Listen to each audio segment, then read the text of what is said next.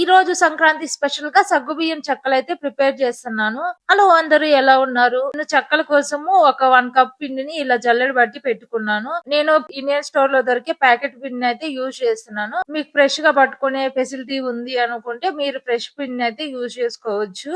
దీని బదులు rice flour లో కొంచెం యాడ్ చేసి మొత్తం మంచిగా మిక్స్ చేసుకొని దాంట్లో 4-5 అవర్స్ ముందు నానబెట్టిన సాబుదానా, అలానే కచ్చపచ్చగా చేసుకున్న గ్రీన్ చిల్లీ, షాజీరా, కర్రీ లీవ్స్ అవన్నీ వేసి ఒకసారి పిండిని మొత్తం కలుపుకోవాలి. హాట్ వాటర్ లో కొంచెం సాల్ట్ వేసుకొని బాయిల్ అయిన తర్వాత ఇలా పిండి కలుపుకొని ఇది ఆరకుండా ఒక లిడ్ క్లోజ్ చేసి పెట్టుకోవాలి. మనము చెక్కలు చేయడానికి మెయిన్ గా మనకు కావాల్సింది పూరి ప్లస్ ఉంటే బెస్ట్.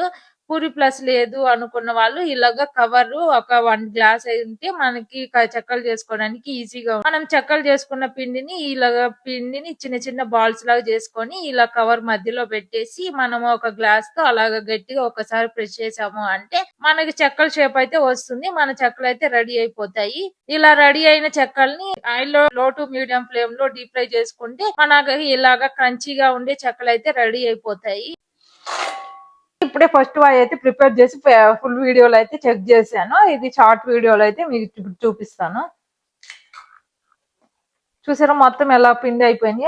ఆ క్రంచీ సౌండ్ విన్నారు కదా. మీరు ఎలా ట్రై చేశారు అంటే మీ ఇంట్లో కూడా సంక్రాంతికి క్రంచీ చెక్కలు అయితే టేస్ట్ చేయొచ్చు. ఈ రోజు సంక్రాంతి స్పెషల్ గా సగ్గు బియ్యం చెక్కలు అయితే మీ అందరితో షేర్ చేసుకున్నాను. రేపు ఇంకొక సంక్రాంతి స్పెషల్ తో మీ ముందుకు వచ్చేస్తాను. ఆ వీడియోని మిస్ అవ్వకుండా ఉండాలి అంటే ఛానల్ ని సబ్స్క్రైబ్ చేసుకోవడం మర్చిపోవద్దు. Thanks for watching.